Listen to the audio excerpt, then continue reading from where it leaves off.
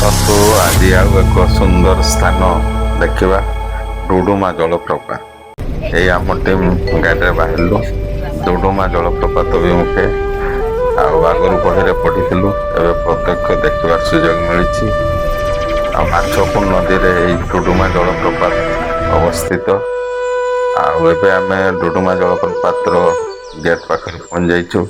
ସମସ୍ତେ ଚାହିଁଲେ ଏଇଠି ଗୋଟେ ଆଗେ ଫଟୋଗ୍ରାଫ ସେସନ୍ କରିବା। ତେଣୁ ଇଏ ଆମ ସମସ୍ତ ଟିମ୍ର ଗୋଟେ ଫଟୋଗ୍ରାଫ ଆମେ ଏଠି ନେଇଛୁ। ଦେଖନ୍ତୁ, ଏ ହେଉଛି ଡୁଡୁମା ଜଳପ୍ରପାତ ଯିବାର ପ୍ରଥମରେ ଯେଉଁ ଗେଟ୍ ରହିଛି।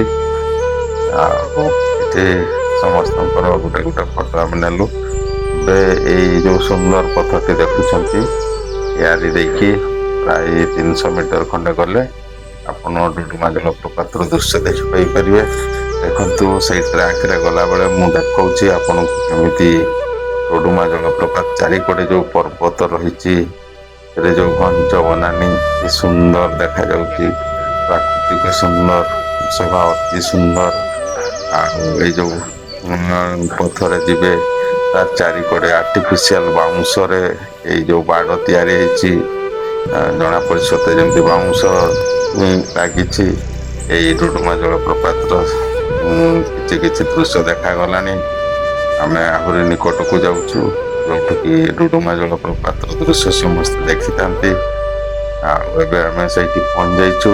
ଆଉ ସମସ୍ତେ ନିଶ୍ଚିତ ଭାବରେ ଚାହିଁବେ ଏଇ ପ୍ରାକୃତିକ ଶୋଭା ଭିତରେ ନିଜର ଟିକେ ସ୍ମୃତି ମନେ ରଖିବା ପାଇଁ କିଛି ଫଟୋଗ୍ରାଫ।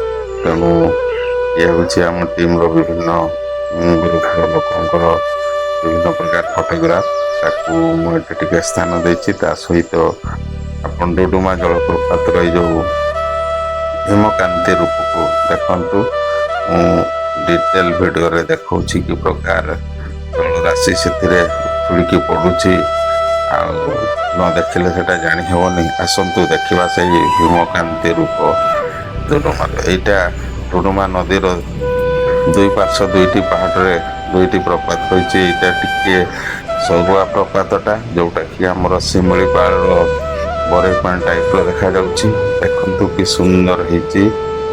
ଆଉ ମୁଁ ଖୁବ ପାଖରୁ ଜୁମ କରିକି ଦେଖଉଛି। ଆଉ ଜଳରାଶି କିପରି ଚଳ ଚଳ ଗତିରେ ଘର ଘର ନାଦରେ ବହି ଚାଲିଛି। ଦେଖନ୍ତୁ କେତେ ଉପରୁ ପଡ଼ୁଛି।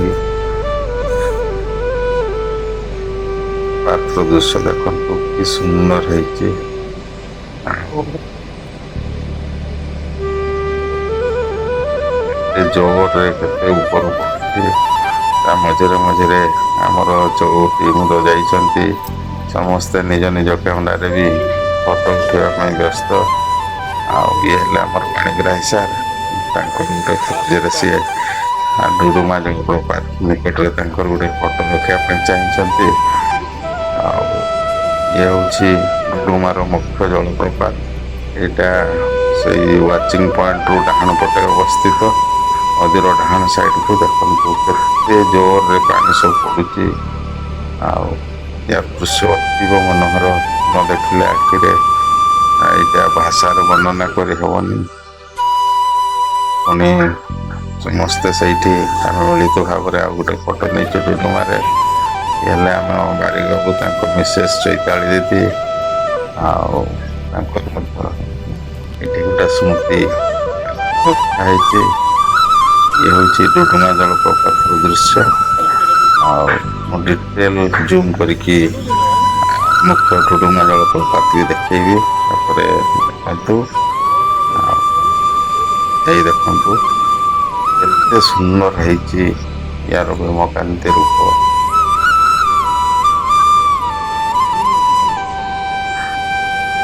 ଆଗର କୁଆଡ଼େ ଏଇ ତଳକୁ ଯିବାର ବ୍ୟବସ୍ଥା ଥିଲା ରୋପୱେ ମାଧ୍ୟମରେ, ଏବେ ତ ସେମିତି ନାହିଁ। କେବଳ ଏଇଟା ହେଉଛି ତାର ୱାଚିଂ ପଏଣ୍ଟ। ଏଇଠୁ ହିଁ ଆପଣ ଚାରିଆଡ଼େ ଭୀମକୁଣ୍ଡର ଦୃଶ୍ୟ ଦେଖିପାରିବେ।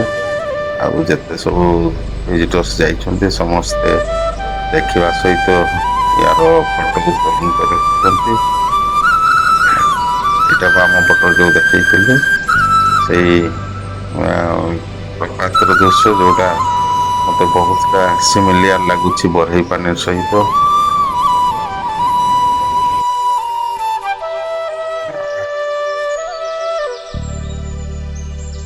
ଏଇଟା ଗୋଟେ ସେଲ୍ଫି ପଏଣ୍ଟ ସେଠି ତିଆରି କରାହେଇଛି ଛତୁ ତଳେ ସମସ୍ତେ ଆମେ ବସିକି ଗୋଟେ ଫଟୋ ନେଇଛୁ। ଆଉ ଦେଖିଥିବାରୁ ଧନ୍ୟବାଦ। ସୁଯୋଗ ମିଳିଲେ ଆସିକି ଦେଖିଯିବେ। ବହୁତ ହିଁ ସୁନ୍ଦର ହେଇଛି କୋରାପୁଟର ଏହି ଦର୍ଶନୀୟ ସ୍ଥାନ। ଧନ୍ୟବାଦ, ନମସ୍କାର।